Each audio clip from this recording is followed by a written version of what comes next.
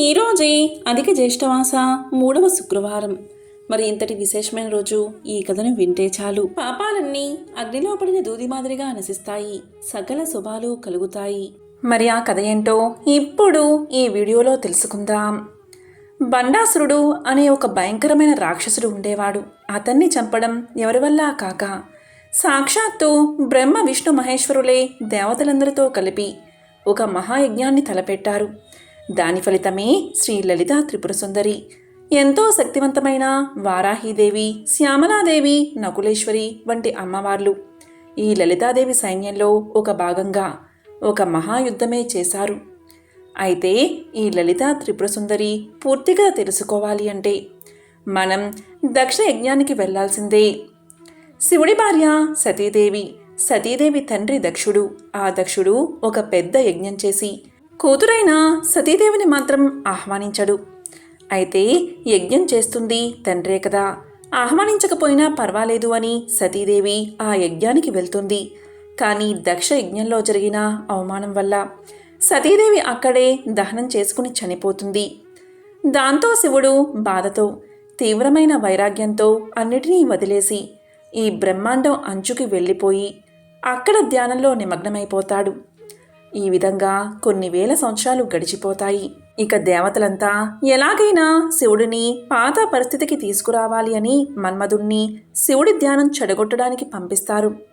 అలా మన్మధుడు వేసిన బాణం తగిలి శివుడి ధ్యానం మధ్యలోనే ఆగిపోతుంది. దాంతో శివుడు చాలా కోపంగా తన 3వ కంటితో మన్మధుణ్ణి భస్మం చేసి బూడిదలాగా మారుస్తాడు. ఇలా కొన్ని సంవత్సరాలు గడుస్తాయి.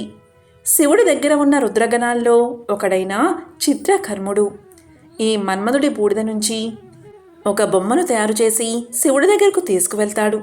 ఎప్పుడైతే ఆ బొమ్మ శివుడికి చేరువుగా వచ్చిందో వెంటనే ఆ బొమ్మకు ప్రాణం వచ్చి ఒక భయంకరమైన రాక్షసుడిలాగా మారిపోతుంది. ఆ రాక్షసుడిని చూసిన బ్రహ్మ బండా బండా అని పిలుస్తాడు. ఇక అప్పట్నుంచి ఆ రాక్షసుడు బండాసురుడిగా పిలువబడ్డాడు. తన వల్లే ప్రాణం వచ్చింది కదా అని చిత్రకర్ముడు శతరుద్రయ మంత్రమును బండాసురుడికి ఉపదేశిస్తాడు. దాంతో బండాసురుడు ఈ శతరుద్రయ మంత్రంతోటి శివుడికి కఠోరంగా తపస్సు చేయడం మొదలు పెడతాడు. అలా బండాసురుడికి శివుడి నుంచి ఒక వరం వస్తుంది. ఆ వరం ఏంటి అంటే, ఎవరితో అయినా బండాసురుడు యుద్ధం చేస్తూ ఉంటే అవతలవాడి శక్తిలో సగం బండాసురుడికి వచ్చేస్తుంది. ఈ వరంతో బండాసురుడు అత్యంత శక్తివంతంగా మారిపోతాడు. అయితే మన్మధుడి బూడిద నుంచి బండాసురుడు ఒక్కడే జన్మించలేదు. విసుక్రుడు, విషంగుడు అనే మరో 2 రాక్షసులు కూడా పుట్టారు. వీళ్ళిద్దరే కాకుండా 300 అక్షోహిణుల రాక్షస సైన్యం పుట్టింది. అక్షోహిణి అంటే అప్పట్లో సైన్యాన్ని లెక్క పెట్టడానికి ఉపయోగించే పదం. ఒక్క అక్షోహిణి అంటే 21,870 గజబలం, 65,610 అశ్వదళం, అలాగే 1,09,350 సైన్యం. అలా ఈ రాక్షసులందరూ కలిపి శూన్యక పట్టణం అనే ఒక నగరాన్ని సృష్టించుకున్నారు. ఒకసారి బండాసురుడికి ఒక తెలివైన విచిత్రమైన ఆలోచన వచ్చింది. దాంతో బండాసురుడు వెంటనే విశ్రుకుణ్ణి, విషంగుణ్ణి పిలిచి అణువంత చిన్నగా మారి విశ్వంలో ఉన్న ప్రతి ఒక్కల శరీరంలోకి వెళ్ళి వాళ్ళ గర్భసంచులను తీసేయమని చెప్పాడు. ఇక అప్పటినుంచి విశ్వంలో ఉన్న ప్రాణులందరికీ పిల్లలు పుట్టడం మానేశారు. అప్పటికే ఉన్న జీవులు వృద్ధులై చనిపోతూ ఉన్నారు. దాంతో రాక్షసుల సైన్యం పెరుగుతూ ఉన్నది, మిగిలిన జీవుల సంఖ్య తగ్గుతూ ఉన్నది. ఇదంతా గమనిస్తున్న బ్రహ్మ తన సృష్టికి ఆటంకం అవుతుందని వెంటనే విష్ణుమూర్తి దగ్గరకు వెళ్ళి దీనికి పరిష్కారం చెప్పమని కోరతాడు. ఇక తన దివ్య దృష్టితో చూసిన విష్ణువు, బండాసుడి సైన్యాన్ని చంపడం మన వల్ల కాదు, అది కేవలం ఆది పరాశక్తి మాత్రమే చేయగలుగుతుంది. కానీ ఆది పరాశక్తి రూపమైన సతీదేవి చనిపోవడంతో అమ్మవారు ఈ అనంతమైన విశ్వంలో కలిసిపోయి గాఢ నిద్రలో నిమగ్నమైపోయారు. మరి అలాంటప్పుడు అమ్మవారికి ఒక రూపం అంటూ లేకపోతే ఈ బండాసురుణ్ణి సంహరించేది ఎవరు? కాబట్టి మనందరం కలిపి ఆ పరమశివుడి దగ్గరికే వెళ్ళాలి అని దేవతలందరూ కలిపి శివుడి దగ్గరకు వెళ్లి పరిష్కారాన్ని అడుగుతారు. ఇక సమస్య తీవ్రతను అర్థం చేసుకున్న శివుడు వెంటనే వాయుదేవుణ్ణి పిలిచి సప్త సముద్రాల్లో ఒక దాని మీద బలంగా గాలిని వీచమంటాడు. దాంతో ఆ సముద్రంలో ఉన్న నీరంతా బయటకు వెళ్ళిపోయి ఒక పెద్ద గుయ్యలాగా మారుతుంది. ఆ గుయ్యలో శివుడు తనలో ఉన్న చిదాగ్నిని రగిలించి ఒక యజ్ఞజ్వాలను సృష్టిస్తాడు. తర్వాత దేవతలందరూ కలిపి 5 రకాల సృష్టిల్ని ఆ జ్వాలలో వేస్తారు. అవే మానస, జరాయవి, అండ, స్వేదజ, ఉద్విజ. వీటితో పాటే పంచభూతాలను వేయమంటాడు. ఈ పంచభూతాలను కలిపి ఈ మహాయజ్ఞాన్ని జరిపిస్తారు. ఈ యజ్ఞం ఆఖరిలో దేవతలందరూ కలిపి ఆ యజ్ఞగుండంలోకి దూకేస్తారు. దాంతో వీళ్ళందరి త్యాగాన్ని అర్థం చేసుకుని నిద్రిస్తున్న ఆది పరాశక్తి ఒక్కసారిగా ఒక దివ్యమైన రూపంలో మేల్కొంటుంది. ఆ మహాయజ్ఞం నుంచి బయటకు వచ్చిన రూపమే శ్రీ లలితా త్రిపుర సుందరి. ఆ జ్వాల నుంచి ఉద్భవించి కోటి సూర్యుల ప్రకాశంతో వెలిగిపోతున్న అమ్మవారిని చూడడానికి దేవతలంతా ఎగపడతారు. వెంటనే బ్రహ్మ విశ్వకర్మను పిలిచి అమరావతిని మించిన నగరాన్ని సృష్టించమంటాడు. దాంతో విశ్వకర్మ ఒక మహోత్తరమైన నగరాన్ని సృష్టించి చింతామణి పొదిగిన సింహాసనాన్ని ఒకటి తయారు చేస్తాడు. ఆ సింహాసనం మీద ఎవ్వరు కూర్చున్నా ముల్లోకాల్ని పాలించేంత శక్తి వస్తుంది. కాకపోతే వివాహం కాని వారికి ఆ సింహాసనంలో కూర్చుని అర్హత ఉండదు. దాంతో దేవతలందరూ కలిపి లలితా త్రిపురసుందరికి వివాహం చెయ్యాలని నిర్ణయించుకుంటారు. కానీ ఆ ఆది పరాశక్తిని వివాహం చేసుకోవాలి అంటే కేవలం శివుడి వల్ల మాత్రమే అవుతుంది. దాంతో వైరాగ్యంలో ఉన్న శివుడి దగ్గరకు వెళ్ళి ప్రాధేయపడగా శివుడు మదన కామేశ్వరుడు అనే ఒక రూపంలో అవతరిస్తాడు. అలా మదన కామేశ్వరుడికి లలితాదేవికి వివాహం జరుగుతుంది. అందుకనే లలితాదేవిని కామేశ్వరి దేవి అని కూడా పిలుస్తారు. ఈ వివాహం జరిగిన వెంటనే లలితా త్రిపుర సుందరి ఆ సింహాసనంలో కూర్చుని దగదగా వెలిగిపోతూ ఉంటుంది. దేవతలందరూ బండాసురుడి గురించి చెప్పి వారిని రక్షించమని అమ్మవారిని కోరతారు. దాంతో లలితాదేవి బండాసురుణ్ణి వధిస్తాను అని అభయమిచ్చి తనలో నుంచి కొన్ని మంది దేవతలను పుట్టిస్తుంది. లలితాదేవి అంకుశం నుంచి సంపత్కరీదేవి ఉద్భవిస్తుంది. పాసం నుంచి అశ్వారుడాదేవి, హృదయం నుంచి బాల త్రిపుర సుందరిదేవి, బుద్ధి నుంచి శ్యామలాదేవి, అలాగే ప్రజ్ఞ నుంచి వారాహీదేవి ఉద్భవిస్తారు. దీంతోపాటు అమ్మవారు కోపంగా చేసిన హూంకారం నుంచి 6 కోట్ల యోగినులు, మరో 6 కోట్ల భైరవులు ఉద్భవిస్తారు. సంపత్కరీదేవి రణ కోలాహలం అనే ఒక ఏనుగును అధిరోహించి ఉంటుంది. ఆస్వారదేవి అపరాజిత అనే ఒక అశ్వాన్ని అధిరోహించి ఉంటుంది. అలాగే శ్యామలాదేవి గేయచక్ర రథాన్ని అధిరోహించి ఉంటుంది. వారాహీదేవి కిరిచక్ర రథాన్ని అధిరోహించి ఉంటుంది. లలితాదేవికి మంత్రిగా శ్యామలాదేవి, సర్వ సైన్యాధ్యక్షురాలుగా వారాహీదేవి ఉంటారు. ఈ అనంతమైన శక్తిసేనతో కూడి లలిత అమ్మవారు శ్రీచక్ర రథాన్ని అధిరోహించి యుద్ధభూమికి చేరుకుంటుంది. ఇంత మహోత్తరమైన శక్తిసేనని చూసి బండాసురుడు చాలా తక్కువ అంచనా వేస్తాడు. ఇక యుద్ధం మొదలవుతుంది. మొట్టమొదట ధర్మాదుడు అనే రాక్షసుణ్ణి పిలిచి బండాసురుడు అతనికి 10 అక్షోహిణుల సైన్యాన్ని ఇచ్చి యుద్ధానికి పంపిస్తాడు. ఇక మొదటి రోజు యుద్ధంలో రాక్షసులు ఒంటెల మీద, కుక్కల మీద, గాడిదల మీద, ప్రేతాల మీద ఎక్కి వస్తారు. ఆ విధంగా శక్తిసేనకు రాక్షస సైన్యానికి యుద్ధం మొదలవుతుంది. ధర్మాదుడు లలిత అమ్మవారి మీదకి యుద్ధానికి వచ్చేసరికి సంపత్కరీదేవి తన గజబలంతో వాడిని ఎదిరించి యుద్ధం చేసి సంహరిస్తుంది. దాంతో బండాసురుడు కురుండు అనే ఒక రాక్షసుని పిలిచి వాడికి 20 అక్షోహిణుల సైన్యాన్ని ఇచ్చి పంపిస్తాడు.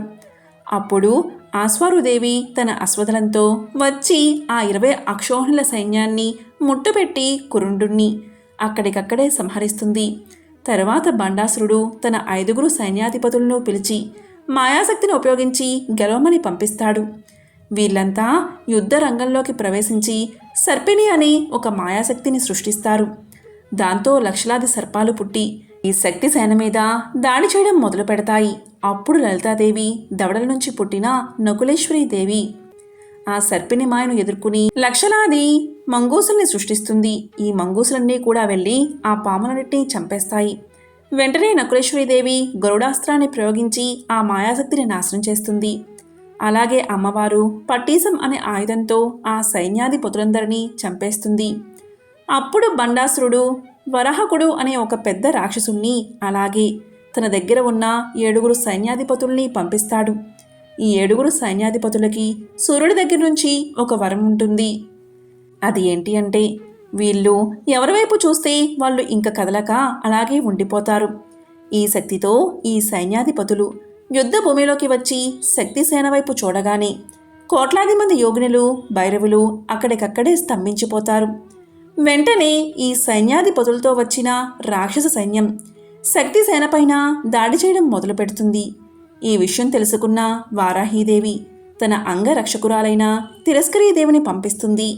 ఈ అమ్మవారు అందము అనే అస్త్రాన్ని ప్రయోగించి ఈ సైన్యాధిపతులు కళ్ళు కమ్మేలాగా చేస్తుంది. వెంటనే తేరుకున్న శక్తిసేన ఈ రాక్షసుల మీద విజృంభించి అందరినీ చంపేయడం మొదలుపెడుతుంది. ఇక అందులైపోయిన 7 సైన్యాధిపతుల్ని తిరస్కరీదేవి అక్కడికక్కడే చంపేస్తుంది. అప్పుడు బండాసురుడు మహారోగ భయంకర అస్త్రాన్ని ప్రయోగిస్తాడు. దానికి అమ్మవారు నామాస్త్రాన్ని ప్రయోగిస్తుంది. ఇక ఉపేక్షించలేక లలితాదేవి పాతు పదాస్త్రాన్ని ప్రయోగించి రాక్షస సైన్యాన్ని మొత్తం ఒకేసారి నాశనం చేస్తుంది. వెంటనే నారాయణాస్త్రాన్ని ప్రయోగించి సైన్యం నాయకులందరినీ చంపేస్తుంది. ఇక కేవలం బండాసుడు మాత్రమే మిగిలి ఉంటాడు. అప్పుడు లలితాదేవి మహాకామేశ్వరాస్త్రాన్ని ప్రయోగించి బండాసురుడిని కూడా చంపేస్తుంది.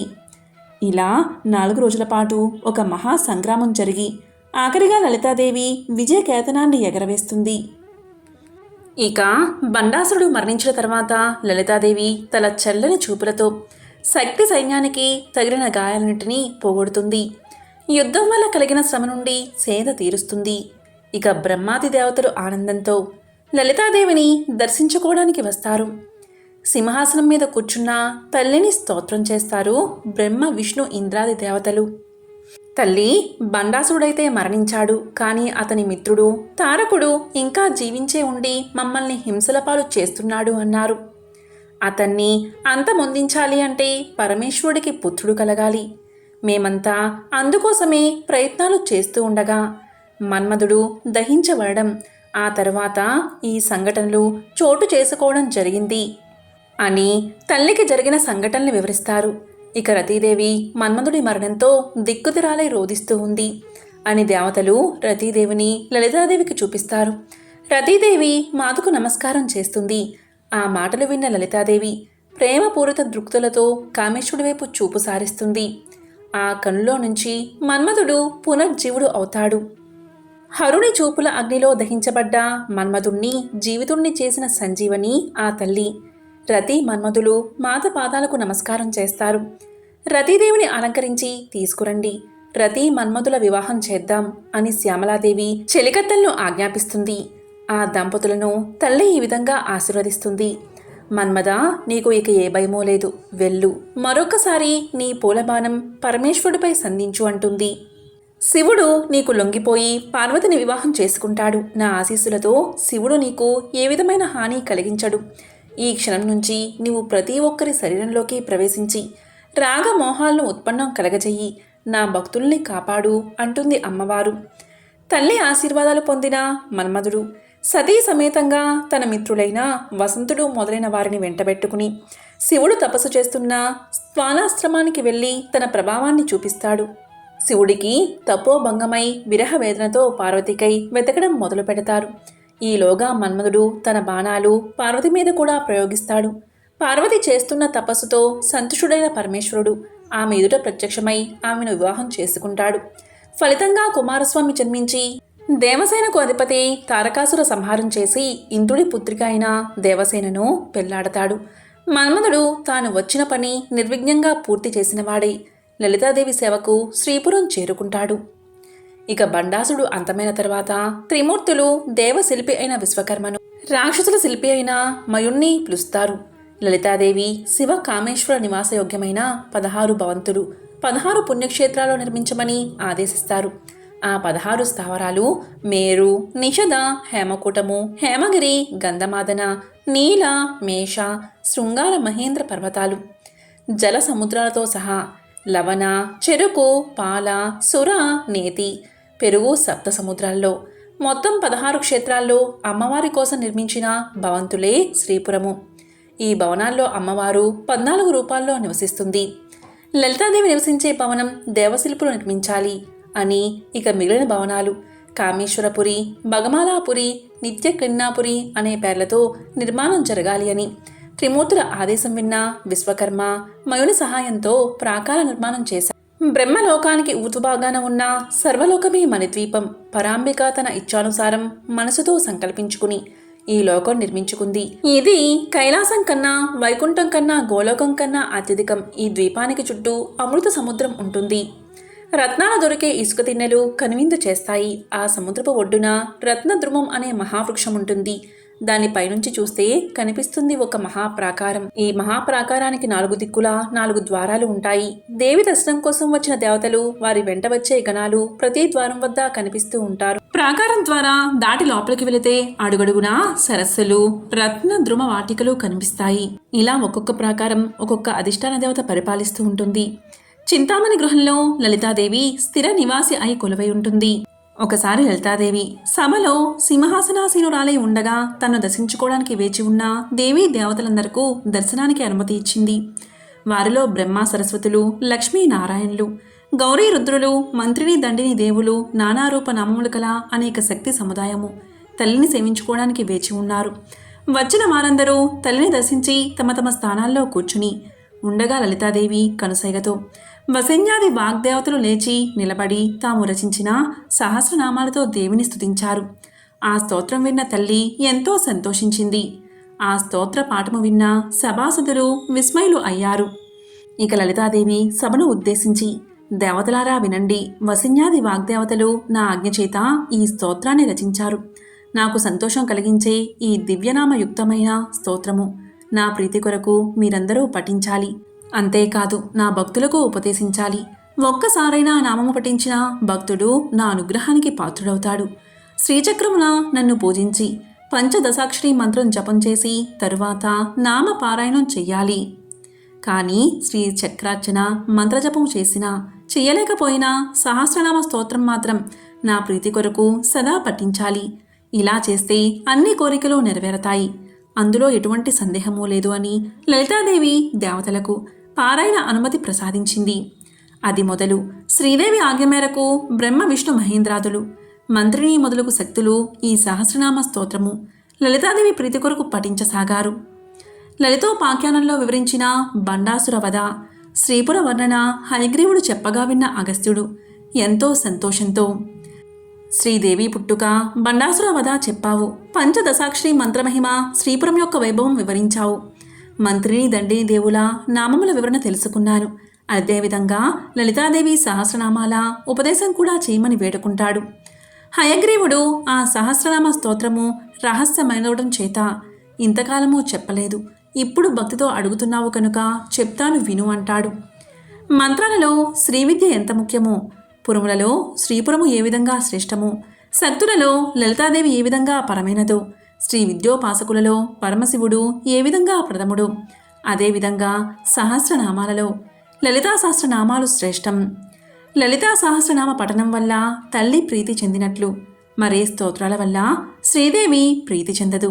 ఇది నిత్యము పఠించవలసింది అని వివరించిన హయగ్రీవుడు, అగస్త్య, భక్తుని చేత ఈ సహస్రనామ పారాయణం చేయించాలి. ఈ సహస్రనామము యొక్క విశిష్టతను వివరించాను. ఇక ఆ నామాలు వివరంగా చెప్తాను విను అంటూ లలితా సహస్రనామ ఉపదేశం చేశాడు. ఎంతో విశేషమైన ఈ కథను విన్నవారికి అమ్మవారి సంపూర్ణ అనుగ్రహం లభిస్తుంది. చాలా కాలం క్రితం కాంచీపురంలో వజ్ర అనే ఒక దొంగ ఉండేవాడు. అతను చిన్న చిన్న వస్తువులు దొంగలిస్తూ క్రమంగా పెద్ద మొత్తంలో డబ్బును పోచేశాడు. సంపద బాగా పెరగడంతో దాన్ని భద్రంగా దాచడానికి దగ్గరలోని అడవికి వెళ్ళాడు. అడవిలోని ఒక దట్టమైన ప్రదేశంలో అతను ఒక లోతైన గొయ్యి తవ్వి ఆ డబ్బును అందులో దాచిపెట్టాడు. అయితే ఒక ఎత్తైన చెట్టు మీద కూర్చున్న వీరదంత అనే వేటగాడు ఇదంతా అనుకోకుండా గమనించాడు. దొంగ అక్కడి నుంచి వెళ్ళిపోయాక ఆ వేటగాడు గొయ్యి తవ్వి డబ్బులో 10వ వంతు మాత్రమే తీసుకుని ఎవరికీ ఏమాత్రం అనుమానం రాకుండా ఆ గొయ్యిని పూడ్చేశాడు. ఇక ఆ డబ్బును చూసిన వేటగాడి భార్య తన భర్తకు అది ఎలా వచ్చిందో తెలుసుకుని ఇలా పలికింది, మా అమ్మా నాన్నల ఇంటికి చాలామంది బ్రాహ్మణులు రావడం మామూలే. వాళ్ళు నన్ను చూసినప్పుడల్లా మీరు చాలా త్వరగా ధనవంతులు అవుతారు అని జోస్యం చెప్పేవారు. ఇప్పుడు వారి జోస్యం నిజమైంది అని భర్తతో పలికింది. వేటగాడైన వీరదంతా ఆ డబ్బుతో మాంసం, మద్యం కొనాలి అనుకున్నాడు. కానీ అతని భార్య మాత్రం, మా అమ్మగారి ఇంటికి వచ్చే బ్రాహ్మణ అతిథులు ఇంకొక విషయం చెప్పేవారు. కష్టపడి సంపాదించిన డబ్బు మాత్రమే శాశ్వతమైన సుఖాన్ని ఇస్తుంది అని. సులభంగా సంపాదించిన డబ్బు పాపమని వారు హెచ్చరించేవారు. అందువల్ల అనుకోకుండా సంపాదించకుండా వచ్చిన ఈ డబ్బును దాన ధర్మాలకు ఉపయోగిద్దాం అని చెప్పింది. ఇలా చాలాసేపు చర్చించుకున్నాక భార్య మాటే నెగ్గింది. దీంతో వేటగాడు నీటి కొరత ఉన్న ఒక ప్రదేశాన్ని ఎంచుకుని ప్రజల ఉపయోగం కోసం ఒక పెద్ద నీటి చెరువును తవ్వించాడు. పని జరుగుతూ ఉండగానే తదుపరి ప్రణాళికలు రూపొందించి దానికి అనుగుణంగా ఆ చెరువు పక్కన విష్ణు శివాలయాల నిర్మాణం మొదలుపెట్టాడు. పనులు సగం పూర్తయ్యేసరికి డబ్బైపోయింది. అందువల్ల దొంగ వజ్రుడు దొంగలించిన సంపదను ఎక్కడెక్కడ దాస్తున్నాడో తెలుసుకోవడానికి ఆ వీరదంతుడు గూఢచర్యం మొదలుపెట్టాడు.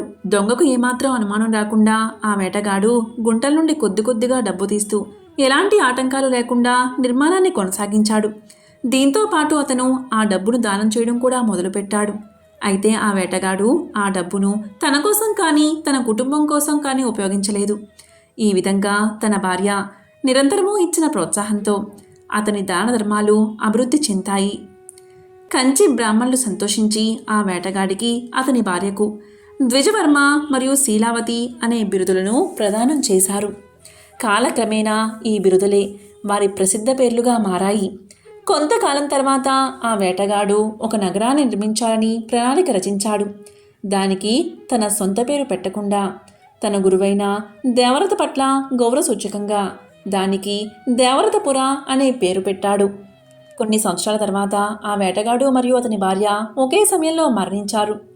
యముడు, శివుడు మరియు విష్ణు దూతలు జీవులను తీసుకువెళ్ళడానికి వచ్చారు. జీవులను ఎవరు తీసుకువెళ్ళాలి అనే వారి వాదన ఒక ఒలిక్కి రాలేదు. ఆ సమయంలో నారద మహర్షి అక్కడికి వీచ్చేశాడు. ఆయన ఆ 3 దూతల బృందాలను వాదనని ఆపమని కోరి ధర్మసూత్రంలోని మరో అంశాన్ని ఈ విధంగా చెప్పాడు. ఆ వేటగాడు తాను దొంగలించిన ధనంతో దాన ధర్మాల వంటి పుణ్యకార్యాలు చేశాడు. కాబట్టి ధర్మ నియమాల ప్రకారం ఆ దొంగలించిన సంపద యజమానులందరూ మరణించే వరకు అతను దెయ్యం రూపంలో తిరగాలి. అందువల్ల మీలో ఎవరికి ఆ జీవుణ్ణి తీసుకెళ్లే హక్కే లేదు అన్నాడు. ఇక అతని భార్య విషయానికి వస్తే ఆమె చాలా గొప్పది. ఆమె ఏ పాపమూ చేయలేదు. ఆమె శివభక్తురాలు. కాబట్టి భగవంతుడి దూతలు ఆమె జీవాన్ని తీసుకెళ్లగలరు అని చెప్పాడు. కానీ ఈ తీర్పు విన్న శీలావతి, జీవుడు నా భర్తను దెయ్యం రూపంలో వదిలి శివ నివాసమైన కైలాసానికి నేను వెళ్ళను అని మొండిగా పలికింది. ఆమె నారద మహర్షితో, ప్రభు, నా భర్త పాపభారాన్ని తొలగించుకోవడానికి నేను ఏమి చెయ్యాలో దయచేసి నాకు మార్గాన్ని ప్రసాదించండి అని కోరింది. దీంతో నారదుడు ఆమె పతివ్రతత్వానికి విశ్వాసానికి ఎంతగానో సంతోషించి ఆమెకు శివమంత్ర జపదీక్షను ఇచ్చాడు. ఆమె తపస్సు వల్ల ఆ భార్యాభర్తలు శివుడి అనుగ్రహాన్ని పొంది కైలాసంలో శాశ్వత స్థానాన్ని పొందారు. ఇక కొంతకాలానికి వజ్ర అనే ఆ దొంగ మరియు అతను డబ్బు దొంగలించిన వ్యక్తులు మరణించారు. ఆ జీవులందరూ యముడి నివాసమైన నరకానికి చేరుకున్నారు. అక్కడ యముడు వారందరినీ సమావేశపరిచి ఇలా అన్నాడు, మీరు పుణ్యకార్యాలు చెయ్యాలని ఉద్దేశించినప్పటికీ అవి మీ డబ్బుతోనే చెయ్యబడ్డాయి. అందువల్ల మీరు కైలాసంలో కొంతకాలం ఉండడానికి అర్హులు.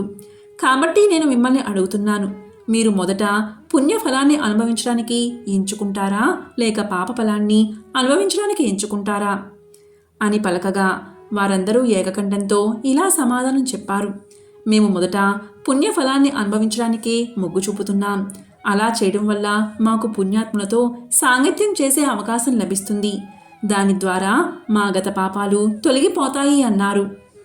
వారి ఎంపిక యముడు సంతోషించి వారందరినీ కైలాసంలో ద్విజవర్మకు పరిచారకులుగా పంపాడు. అతని సాంగత్యం వల్ల వారి పాపాలన్నీ తొలగిపోయి కైలాసంలో ముక్తిని పొందారు. ఎంతో విశేషమైన పవిత్రమైన ఈ రోజు ఈ కథను విన్నవారికి లలితాదేవి యొక్క సంపూర్ణ అనుగ్రహం లభిస్తుంది. ఓం శ్రీ మాత్రే నమః.